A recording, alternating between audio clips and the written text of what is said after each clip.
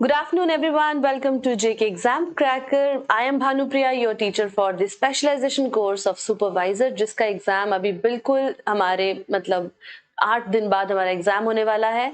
तो ठीक है, तो हमारा आज का यूनिट है यूनिट नंबर 6 के हमने आपके लिए सेट बनाया है for the MCQs discussion. And before beginning the MCQs I would like to discuss with you that in the upcoming week, जो कि हमारा लास्ट एक हफ्ता रह गया है, we have plan something like this that हम आपको यूनिट वाइज MCQs अवेलेबल करवाएंगे।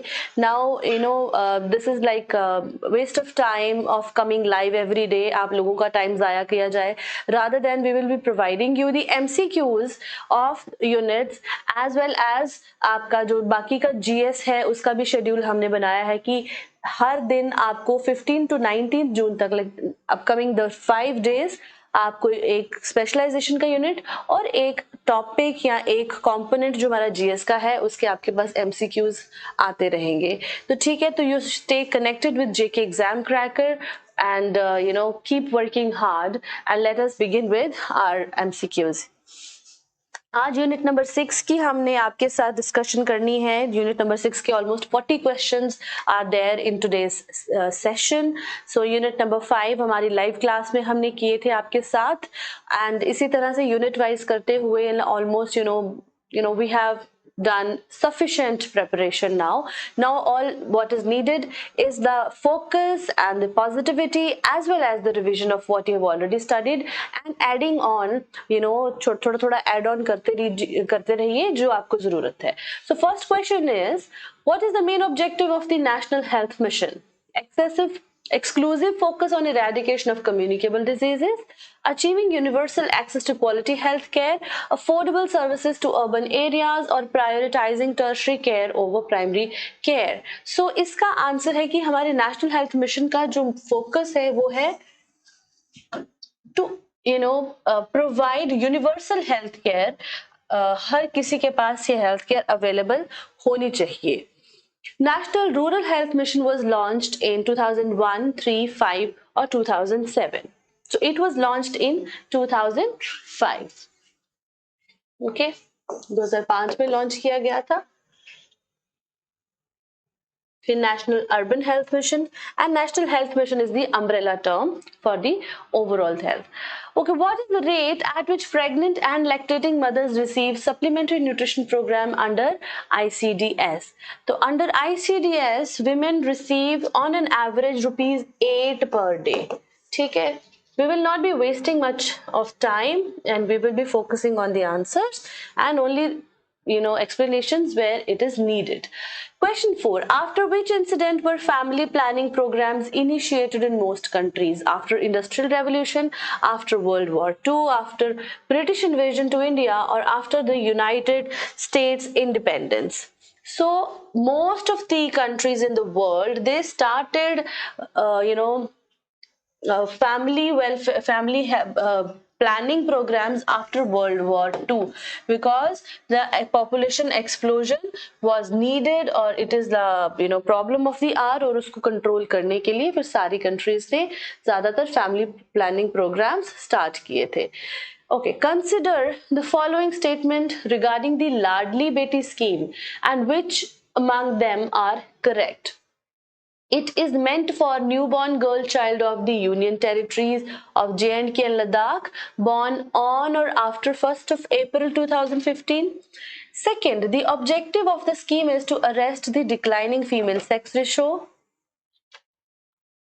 The beneficiaries get 1,000 rupees per month credited into the bank account through DBT mode of the girl child up to the age of 14 years, and after attaining the age of 21 years the girl child will get an approximate amount of 6.50 lakhs per lakh rupees. And fourth, the girl must belong to either Antodaya Yojana or priority household ration card holder families to get the benefits. Now we have to tell इनमें से कौन सी statements correct हैं. Let's take a look. Statement 1 is correct कि it was launched कि जो भी बेटी 1 अप्रैल 2015 पर या उसके बाद पैदा हुई है वो इस स्कीम की बेनिफिशियरी बन सकती है। ऑब्जेक्टिव इसका है to arrest the female sex ratio, okay, and it is for the union territories of JNK and Ladakh. And also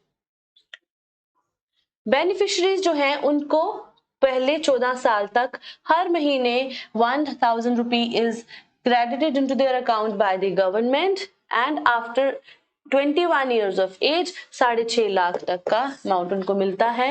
but ये ऑप्शन जो है वो सही नहीं है। Why so? Because this particular condition is for the marriage assistance scheme. जो marriage assistance scheme है उसके लिए ये इंपॉर्टेंट है। So 1, 2 and 3 are correct, so C is the correct answer. ठीक है, तो सी इसका करेक्ट आंसर है, क्योंकि फोर्थ जो ऑप्शन नंबर 4 है with that is incorrect. Okay, next question number 6, which ministry overseas the ICDS scheme? Ministry of health and family welfare, education, women and child development और social justice and empowerment. सो इसका answer क्या है? Ministry of women and child development. ICDS को कौन oversee करता है या किसके अंडर आता है?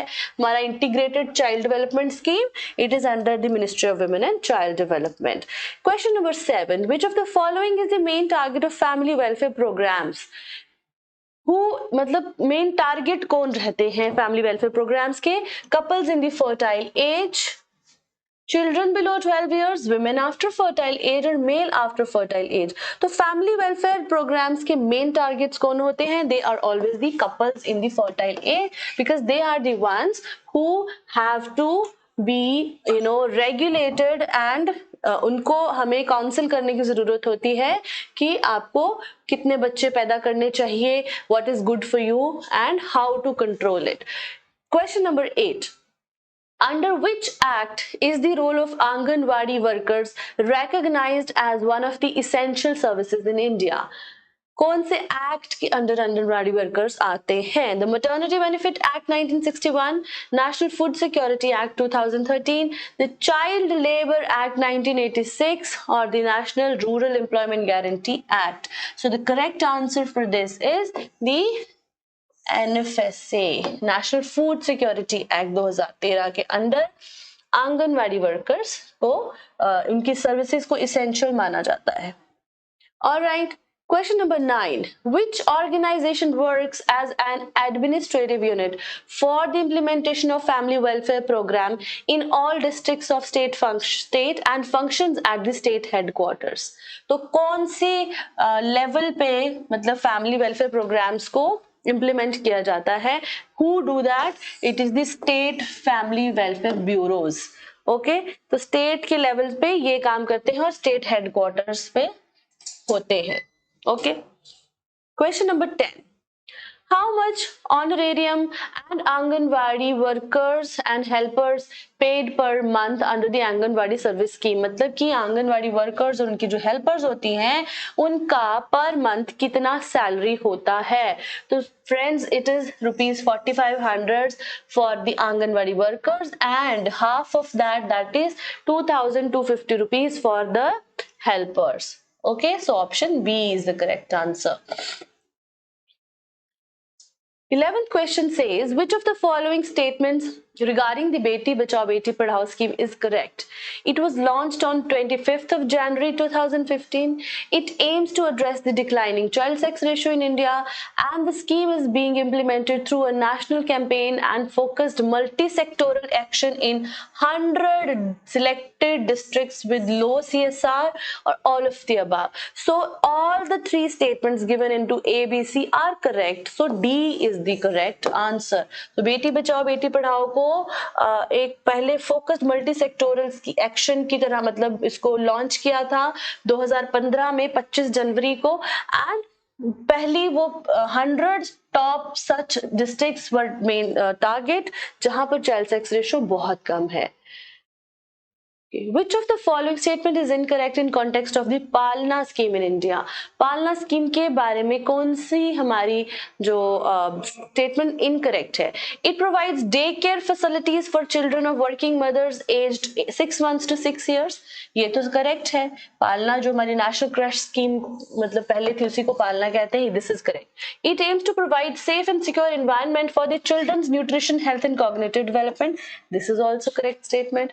The scheme's goal is to encourage more mothers to find employment. Yes, तो crash जो होते हैं उनका main purpose यही होता है that the mothers should not stop working after the first 6 months. तो उनको ज्यादा से ज्यादा काम करने का फ्रीडम मिल सके. पालना scheme comes under sub scheme संभाल ऑफ मिशन शक्ति. ये गलत है. मिशन शक्ति के अंडर ही आता है बट ये आता है सामर्थ्य के अंडर. ठीक है, सामर्थ्य एंड संभाल है ना, दो कंपोनेंट मिशन शक्ति के, तो सामर्थ्य के अंडर आता है पालना. ठीक है. Which of the following programs is related to foster care in India? ICDS, इंद्रधनुष, दिशा और वात्सल्य. तो foster care कौन सा आता है? वात्सल्य. Okay, D is the answer. Moving on to question number 14. Which of the following is not an institutional mechanism of National Rural Health Mission? यानी National Rural Health Mission के अंडर क्या नहीं आता है? Village Health and Sanitation Committee, रोगी कल्याण समिति, कायाकल्प और महिला मंडल.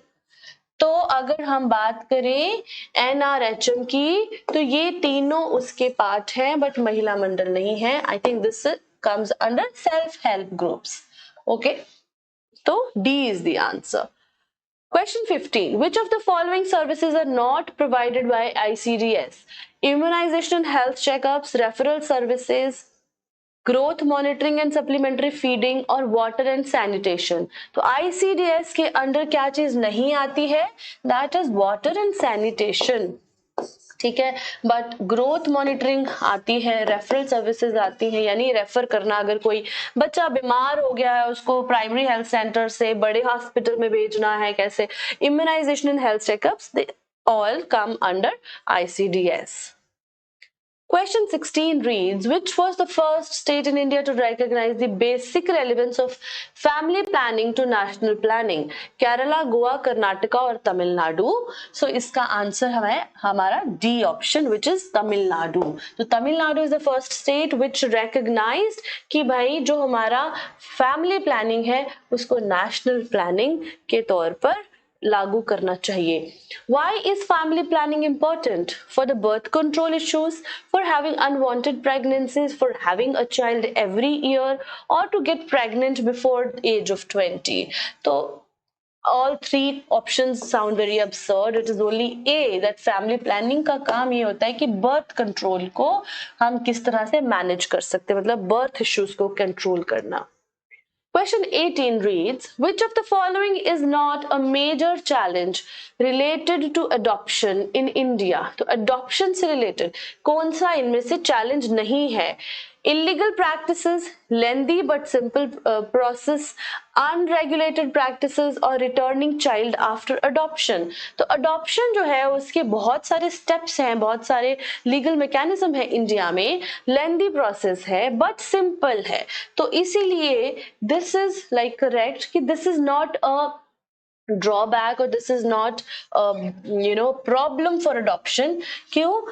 क्वेश्चन क्या कह रहा है हमें? It is not a challenge. So it is not a challenge, it is rather good कि लेंदी तो ऐसा प्रोसेस रहता है because you have to see too many things. So it is a lengthy process but it is simple.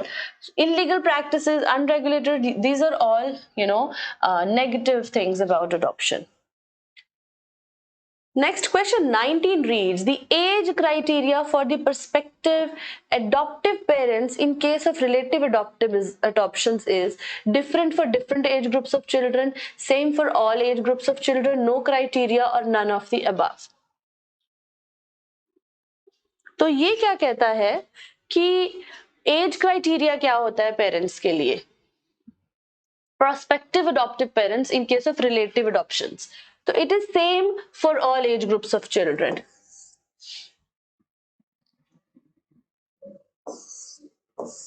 It is not happening. ठीक है।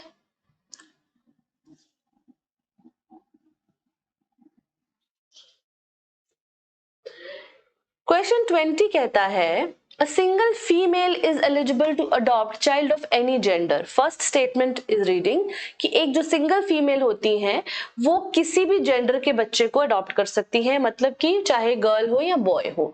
The consent of either of the spouses for the adoption shall be required in case of a married couple and the second statement reads that married couples के case में किसी एक spouse का, मतलब किसी एक पार्टनर का जो क्या कहते हैं हम, कंसेंट है, that is sufficient to go for an adoption. So इनमें से कौन सी स्टेटमेंट करेक्ट है? इनमें से स्टेटमेंट 1 जो है वो तो करेक्ट है ही, ठीक है। कैट एक सिंगल फीमेल जो है वो किसी भी जेंडर का बच्चा अडॉप्ट कर सकती है, लेकिन एक सिंगल मेल जो है वो फीमेल को अडॉप्ट नहीं कर सकते हैं, ठीक है।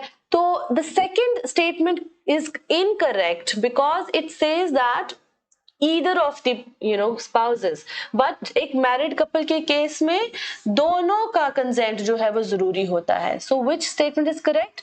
It is only first statement that is correct. So 1 only is the answer. Question 21 reads, the maternity relief in case of miscarriage is 6 months from date of miscarriage, 6 weeks from date of miscarriage, 3 months or 45 days from the date of miscarriage. तो मतलब miscarriage अगर हो जाता है तो भी maternity relief आप ले सकते हैं, बट उसका कितना टाइम पीरियड है?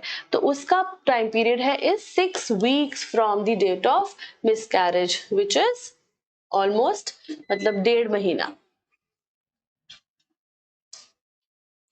Average duration of work in past 12 months for availing maternity relief is, अगर maternity relief लेना हो किसी को, maternity relief is for the working mothers, तो जब What is like एक साल में, मतलब पिछले 365 दिनों में या 12 महीनों में उन्होंने कितनी देर के लिए काम किया हो तो हम मानेंगे that she is now eligible for maternity relief. So it is 80 days. 80 days in the last 12 months. पिछले 12 महीने में 80 दिन अगर किसी ने काम किया हो तो वो maternity relief अवेल कर सकती हैं। The maximum composite age of the adoptive parents should be dash years if they want to adopt a child above the age of 8 years up to 18 years. So now there are different categories कि अगर किसी को 2 साल से बड़ा और 4 साल से छोटा बच्चा अडॉप्ट करना हो तो composite age जो है वो पेरेंट्स की वो 90 years से ऊपर नहीं हो सकती। तो वैसे ही अगर किसी को 8 साल से 18 साल तक का बच्चा, यानी कि 8 साल से ऊपर और 18 साल से छोटा बच्चा अगर अडॉप्ट करना हो तो पेरेंट्स जो अडॉप्ट कर रहे हैं उनकी कॉम्पोजिट एज कितनी हो सकती है? That is 110 years. नाउ आप कॉम्पोजिट एज को समझिए। Composite age is that age of mother plus father, ठीक है। तो यानी कि 110 दोनों की उम्र जो है वो 110 साल से ऊपर नहीं होनी चाहिए। अगर मदर 50 साल की है और फादर 60 इयर्स के हैं तो चलेगा, लेकिन अगर मदर 51 की है और फादर 60 के हैं तो नहीं, वो एलिजिबल हो जाएंगे, ठीक है। सिमिलरली मतलब इट कुड बी कि किसी दोनों में से किसी की कितनी भी एज हो सकती है, बट दोनों का जो सम टोटल है वो 110 साल से ऊपर नहीं होना चाहिए in case of 8 to 18 years. वैसे ही मैंने बताया आपको कि अगर 2 से 4 साल का बच्चा तो 90 से ऊपर नहीं होना चाहिए। तो ऐसे ही we have 3 to 4 categories. Okay, Poshan Abhiyan जिसे हम नेशनल न्यूट्रिशन मिशन भी कहते हैं, it was launched on which date? It is we know 8th of March। 8th of March को पोषण अभियान 2018 को लॉन्च किया गया था। Jhunjhunu district, Jhunjhunu of Rajasthan, right? Okay, 25 question number reads, partial withdrawals up to ₹20,000 is allowed in Ladli Beti scheme. पहला जो statement है जो कह रहा है कि लाडली बेटी स्कीम में पार्शियल विड्रॉल यानी कि स्कीम के मैच्योर होने से पहले आप 20,000 रुपया ले सकते हैं। Second reads, maturity benefits under the scheme will be paid to the beneficiary on completion of 21 years of age। तो इसमें से इनकरेक्ट स्टेटमेंट कौन सा है? ये तो करेक्ट है। Okay, 2 is correct. 1 is incorrect because there are no partial withdrawals allowed under Ladli Beti scheme. Ladli Beti scheme में पहले 14 साल तक हजार रुपया हर महीने सरकार जो है वो डीबीटी के थ्रू जमा करती है. फिर after 14 years that account matures into phase 2 and phase 2 gets matured at the 21 years of age of the child. तो 21 साल के बाद 6.5 लाख के करीब रकम किसको दी जाती है? उस बेनिफिशियरी लड़की को. Okay, the cost sharing ratio between center and states under SNP is. Now SNP is a central sponsored scheme. तो जो centrally sponsored schemes होती हैं उसमें center और state जो है वो खर्चा भी share करते हैं. तो what is the ratio of supplementary nutrition program? तो it is 50-50. Okay.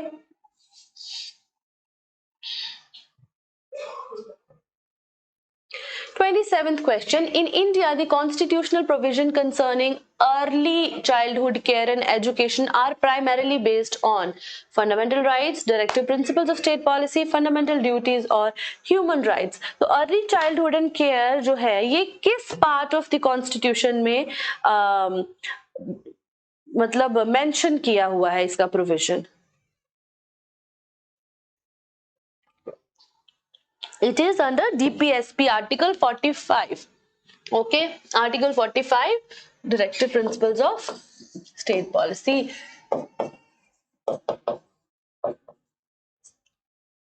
ठीक है. Question 28 reads, the age group eligible for Atal Pension Yojana is. कौन सा एज ग्रुप एलिजिबल होता है अटल पेंशन योजना के लिए? 18 to 40 years, 18 to 60, 14 to 59 और 14 to 40 years. तो इट इज 18 to 40 years, यानी 18 साल से कम नहीं और 40 से ऊपर नहीं होना चाहिए इंसान अगर उसको अटल पेंशन योजना लेनी है तो. ओके, द JSY यानी कि जननी सुरक्षा योजना is a centre sector scheme और JSY integrates cash assistance with delivery and post-delivery care. Mark the correct statement. 1, 2, both or none. The JSY, whether it is a central sector scheme or a central sponsored scheme. So students, it is a central sponsored scheme. And so statement 1 is incorrect. JSY integrates cash assistance with, of course, this is correct. क्योंकि इसमें क्या होता है कि 6,000 के करीब जो पैसे भी दिए जाते हैं इन 3 instalments as well as rest post delivery care भी उनको प्रोवाइड करवाई जाती है. ओके, पोषण वाटिकास have been set up by the ministry of women and child development with the union ministry of dash. Women child development ministry और कौन सी ministry है जिनके अंडर या जिन्होंने पोषण वाटिकास को सेटअप किया है? Ministry of Ayush, health, social welfare और माइनॉरिटीज. सो इसका आंसर है मिनिस्ट्री ऑफ आयुष. ओके, तो मिनिस्ट्री ऑफ आयुष है. Now, question 31. Which one of the following is an activity of the family welfare program? Family welfare program की बहुत सारी activities में से एक activity कौन सी है? Malnutrition program, child marriage, IUD और one child one nation policy. तो activities की जब हम बात करते हैं तो this is the correct answer. What is this? Intrauterine devices. Plant करना यानी कि जैसे हम कहते हैं copper T in order to decline the fertility rate so that conception जो है वो ना हो पाए. तो IUD प्रोग्राम जो है वो आता है फैमिली वेलफेयर प्रोग्राम के under. Okay, 32. What is the main aim of Janani Suraksha Yojana program by the Family Welfare Program? To provide pensions to widow women, to provide shelters to poor people, to encourage people to use safe sexual methods or reducing maternal and neonatal mortality. तो जननी सुरक्षा योजना का यही काम है that जननी कौन होती है? माँ. तो माँ और बच्चा, जच्चा और बच्चा की health. So it is reducing the maternity mortality, maternal mortality and neonatal mortality कि जो बच्चे बिल्कुल नवजात शिशु और माओ का जो मतलब डेथ रेट है उसको रिड्यूस करना by providing institutional deliveries and then health supplements and all. Okay, when was Janani Suraksha Yojana launched? 2000, 2005, 2010 or 2015? So it was launched on 12th of April 2005. तो 2005 में 12 अप्रैल को लॉन्च किया गया था इसको. ठीक है जी. 34th question. Which is the first country to initiate a family planning program in the world? Brazil, Pakistan, India or France? So it is of course India because it has the highest population in the world now, and then also it had like second highest. Which of the following is not a supplementary nutrition food provided under Anganwadi services? मसूर दाल, fresh milk, vitamin C tablets और calcium tablets. इनमें से कौन सा चीज बच्चों को नहीं प्रोवाइड किया जाती? इनमें से बच्चों को क्या नहीं दिया जाता है? इट इज फ्रेश मिल्क, क्योंकि हेल्थ सप्लीमेंट्स उनको दिए जाते हैं, दाल चावल दिए जाते हैं, तो ये सप्लीमेंट्स में आ गए, बट फ्रेश मिल्क जो है वो नहीं अवेल करा सकते because we have lack of funds. Okay, तो फंड्स हमारे पास इतने नहीं होते. 36. The take-home ration facility under the supplementary nutrition programmer has been allowed for. Take-home ration किसके अंडर? SNP में take-home ration किनको अलाउड है? Children between the age of 3 and 6 years, children between the age of 6 months and 6 years, severely malnourished children between age of 6 months and 3 years, or children between the age of 3 months and 3 years. So it is students, the children between the age of 6 months and 6 years, क्योंकि 6 महीने से बच्चा खाना शुरू कर देता है, और it is in fact told or forced by the doctors that बच्चे को खाना खिलाया जाए 6 महीने के बाद से, और 6 साल तक की जो जिम्मेदारी है, तो जो बच्चे 6 साल तक के होते हैं उनके लिए टेक होम राशन अलाउड है.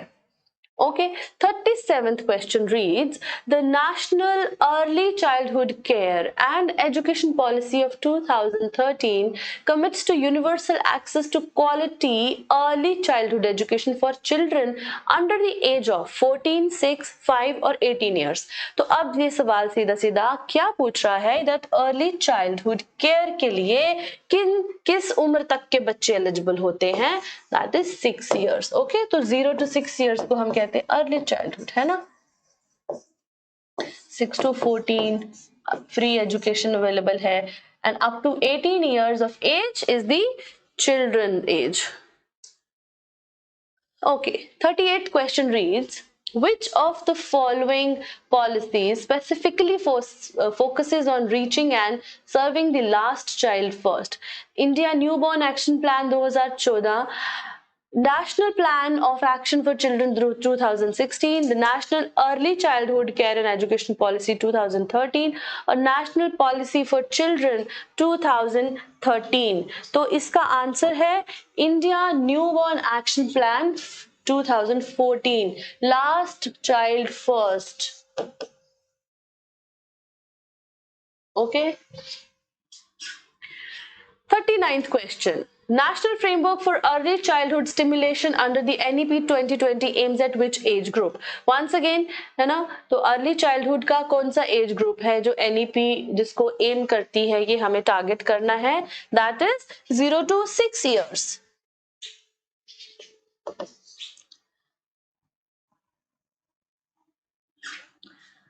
And the last question is question number 14. The term child rights encompasses which of the following?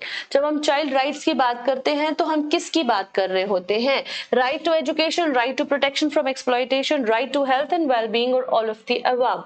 So when we talk about child rights, it encompasses all of these. Okay, health, well-being, exploitations के खिलाफ, and education. So all of the above. So with this we have come to end of the discussion of these 40 MCQs from unit number 6. I hope they have been helpful to you, and all the best to all of you. And please do not forget that we will be providing for the upcoming week the MCQs in a compressed form. MCQs की files आपको मिल जाएंगी on unit specific along with the explanations on the JK Exam Cracker app as well as on the Telegram channel. So stay tuned with us and please, work hard and all the best to all of you. Thank you.